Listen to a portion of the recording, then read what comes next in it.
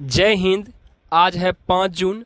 आज के जितने भी महत्वपूर्ण करंट अफेयर्स है इसकी चर्चा हम इस वीडियो में करेंगे। तो चलते हैं आज के पहले प्रश्न पे। आज का पहला प्रश्न है, हाल ही में किस राज्य सरकार ने इंजीनियरिंग और मेडिकल कॉलेजों में लड़कियों के लिए 33% रिजर्वेशन की घोषणा किया है? तो ऑप्शन आपके सामने है, ए झारखंड, बी बिहार, सी हरियाणा, डी छत्तीसगढ़। तो आपका सही आंसर है बी बिहार। बिहार सरकार माननीय मुख्यमंत्री श्री नीतीश कुमार ने लड़कियों के प्रोत्साहन के लिए इंजीनियरिंग और मेडिकल कॉलेजों में 33% आरक्षण की घोषणा किया है। अब चलते हैं आगे, थोड़ा बिहार से रिलेटेड कुछ करंट अफेयर्स के बारे में जान लेते हैं। बिहार सरकार ने कोविड से निपटने के लिए हिट कोविड ऐप लॉन्च किया है। कोविड रोगियों के लिए एक संजीवनी ऐप लॉन्च किया है। इथेनॉल उत्पादन प्रोत्साहन नीति लागू करने वाला यह देश का पहला राज्य बन गया है। अब थोड़ा बिहार से रिलेटेड कुछ स्टैटिक जीके के बारे में जान लेते हैं। बिहार का गठन 22 मार्च 1912 को हुआ था। इसको राज्य का दर्जा 26 जनवरी 1950 को मिला। यहाँ जिला की संख्या 38 है और यहाँ की राजधानी पटना है। अब थोड़ा इसके बारे में और जानते हैं। बिहार का मुख्यमंत्री श्री नीतीश कुमार जी हैं और यहाँ की राज्यपाल फागू चौहान हैं और यहाँ के मुख्य न्यायाधीश संजय केरोल हैं और बिहार का हाई कोर्ट पटना में स्थित है। अब थोड़ा निर्वाचन सीट के बारे में डिस्कस कर लेते हैं। यहाँ लोकसभा सीट 40 है और राज्यसभा सीट 16 है और विधानसभा सीट 243 है और विधान परिषद 75 सीटें हैं। अब थोड़ा राजकीय चिन्ह के बारे में जान लेते हैं। बिहार का राजकीय पशु बैल है और राजकीय पक्षी गौरैया है। राजकीय पेड़ पीपल है और राजकीय फल आम है और राजकीय फूल गेंदा है। यहाँ कुछ लोक नृत्य हैं जिसका नाम है जाट जाटिन, झिंझिया और पावड़िया। यहाँ एक राष्ट्रीय उद्यान है जिसका नाम है वाल्मीकि राष्ट्रीय उद्यान। यहाँ कुछ वन्य जीव अभ्यारण्य भी हैं जैसे भीम बांध, कांवर झील, कैमूर वन्य जीव अभ्यारण्य, विक्रमशिला गंगेटिक डॉल्फिन वन्य जीव अभ्यारण्य, पंत राजगीर वन्य जीव अभ्यारण्य। यहाँ कुछ जनजातियां हैं जैसे बथुडी, बिंझिया, खोंड, परैया, सावर, गोरैत, कोरवा। तो इतनी सारी जानकारी हमको यहाँ से मिल जाती है।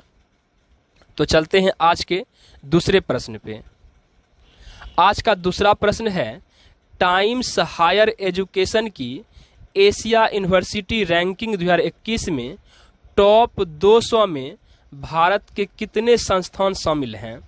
तो ऑप्शन आपके सामने है, ए 18, बी 44, सी 32, डी 35। तो आपका सही आंसर है ए 18। टाइम्स हायर एजुकेशन की एशिया यूनिवर्सिटी रैंकिंग 2021 में टॉप 200 में हमारे भारत के कुल 18 संस्थान शामिल हैं। अब इसमें से कौन कितने स्थान पर हैं, थोड़ा इसके बारे में जान लेते हैं। IISc बेंगलुरु इसको 37वां स्थान प्राप्त हुआ है। IIT रोपर इसको 55वां स्थान प्राप्त हुआ है। IIT इंदौर इसको 78वां स्थान प्राप्त हुआ है। इस रैंकिंग में चीन का सिंहुआ विश्वविद्यालय पहले स्थान पर, पेकिंग विश्वविद्यालय जो कि चीन में ही है ये दूसरे स्थान पर है और नेशनल यूनिवर्सिटी ऑफ सिंगापुर तीसरे स्थान पर हैं। तो चलते हैं आज के तीसरे प्रश्न पे। आज का तीसरा प्रश्न है, इसाक हरजोग किस देश के 11वें राष्ट्रपति बने हैं? तो ऑप्शन आपके सामने है, ए रूस, B Israel, C Brazil, D इनमें से कोई नहीं। तो आपका सही आंसर है बी इजराइल। अब थोड़ा इसके बारे में जान लेते हैं। इजराइल जिसकी राजधानी यरूशलेम है और यहाँ के राष्ट्रपति इसाक हरजोग बन गए हैं और यहाँ के प्रधानमंत्री बेंजामिन नेतन्याहू हैं। अब चलते हैं आगे। यहाँ पे आपको इसाक हरजोग जी का एक तस्वीर दिख रहा होगा। ये हैं इसाक हरजोग, जो कि हाल ही में इजराइल के राष्ट्रपति बने हैं। अब थोड़ा इजराइल के बारे में और जानते हैं। इजराइल के संसद का नाम नेस्सोट है, यहाँ की मुद्रा नई शेकेल है और यहाँ की खुफिया एजेंसी मोसाद हैं। चलते हैं आज के चौथे प्रश्न पे। आज का चौथा प्रश्न है, बीते दिनों चर्चा में रही लिटोरिया किसकी प्रजाति है? ऑप्शन आपके सामने है। ए मछली की प्रजाति, बी सांप की प्रजाति, सी मेढक की प्रजाति, डी इनमें से कोई नहीं।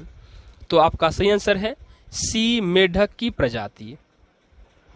अब थोड़ा इसके बारे में डिटेल से जानते हैं। हाल ही में ऑस्ट्रेलिया के वैज्ञानिकों की एक टीम ने दुनिया के दूसरे सबसे बड़े द्वीप न्यू गिनी की तराई के वर्षावनों में पेड़ पर रहने वाले चॉकलेट रंग की मेढक की खोज किया। मेढक की इस नई प्रजाति का नाम लिटोरिया मीरा है। लैटिन भाषा में मीरा का अर्थ अजीब होता है। यहाँ पे आपको मेढक की नई प्रजाति का तस्वीर दिख रहा होगा, जो कि चॉकलेट के रंग के जैसा है। अब थोड़ा इसके बारे में और जानते हैं। लिटोरिया मीरा न्यू गिनी में पाए जाने वाले वृक्ष मेढक की स्थानिक प्रजाति है। तो चलते हैं आज के अगले प्रश्न पे। आज का अगला प्रश्न है, हाल ही में चर्चा में रहा बनेरघट्टा राष्ट्रीय उद्यान किस राज्य में स्थित है? तो ऑप्शन आपके सामने है। ए केरल, बी कर्नाटक, सी तमिलनाडु, डी इनमें से कोई नहीं। तो आपका सही आंसर है बी कर्नाटक। अब थोड़ा हम लोग बनेरघट्टा राष्ट्रीय उद्यान के बारे में जान लेते हैं। यहाँ पे आपको इसकी एक तस्वीर दिख रही होगी। चलते हैं आगे, जानते हैं इसके बारे में। कर्नाटक के बेंगलुरु में स्थित बनेरघट्टा राष्ट्रीय उद्यान की स्थापना 1972 में हुई थी, जिसे वर्ष 1974 में राष्ट्रीय उद्यान घोषित किया गया। वर्ष 2002 में उद्यान के एक हिस्से को जैविक रिजर्व बना दिया गया, जिसे बनेरघट्टा जैविक उद्यान भी कहते हैं। उल्लेखनीय है कि वर्ष 2006 में देश का पहला तितली पार्क यहीं पर स्थापित किया गया था। यह उद्यान जंगली बिल्लियों, भारतीय तेंदुओं, बाघ, चीता और हाथियों को एक सुरक्षित आवास प्रदान करता है। चलते हैं आज के छठे प्रश्न पे। आज का छठा प्रश्न है, हाल ही में किसे विश्व स्वास्थ्य संगठन के कार्यकारी बोर्ड के अध्यक्ष के रूप में चुना गया है? तो ऑप्शन आपके सामने है। A doctor Patrick Amoth, B doctor Harshvardhan, C doctor Kelly, D इनमें से कोई नहीं। तो आपका सही आंसर है ए डॉक्टर पैट्रिक आमोथ। अब थोड़ा इसके बारे में जान लेते हैं। यहाँ पे बात विश्व स्वास्थ्य संगठन का हो रहा है, तो इसके बारे में जानते हैं।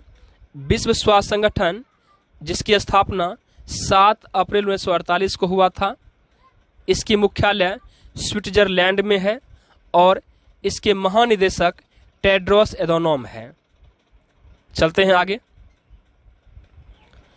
और विश्व स्वास्थ्य संगठन के सदस्य देश 194 हैं और ये आपको डॉक्टर पैट्रिक आमोथ का तस्वीर है। ये केनिया के रहने वाले हैं और ये डॉक्टर हर्षवर्धन का स्थान लेंगे, क्योंकि डॉक्टर हर्षवर्धन का कार्यकाल समाप्त हो चुका है। ऐसे डॉक्टर हर्षवर्धन WHO के सदस्य के रूप में कार्यरत रहेंगे। इन्हें केवल 1 साल के लिए नियुक्त किया गया है। तो चलते हैं आज के अगले प्रश्न पे। आज का 7वां प्रश्न है, हाल ही में भारतीय नौसेना स्टाफ के उप प्रमुख के रूप में पदभार कौन ग्रहण किया है? ऑप्शन आपके सामने है, ए रवनीत सिंह, बी अजय सिंह, सी करमबीर सिंह, डी इनमें से कोई नहीं। तो आपका सही आंसर है ए रवनीत सिंह। अब थोड़ा इसके बारे में जान लेते हैं। ये एम एस पवार का स्थान लिए हैं और ये हैं रवनीत सिंह, जो कि हाल ही में भारतीय नौसेना के उप प्रमुख के रूप में नियुक्त हुए हैं। अब थोड़ा नौसेना के बारे में जान लेते हैं। हम लोग नौसेना दिवस हर साल 4 दिसंबर को मनाते हैं। भारतीय नौसेना का मुख्यालय नई दिल्ली में है और इसके chief of the naval staff Karambir Singh हैं और vice chief of the naval staff G Ashok Kumar हैं। अब चलते हैं अगले प्रश्न पे। आज का 8वां प्रश्न है, असम राइफल्स के महानिदेशक के रूप में पदभार कौन ग्रहण किया है?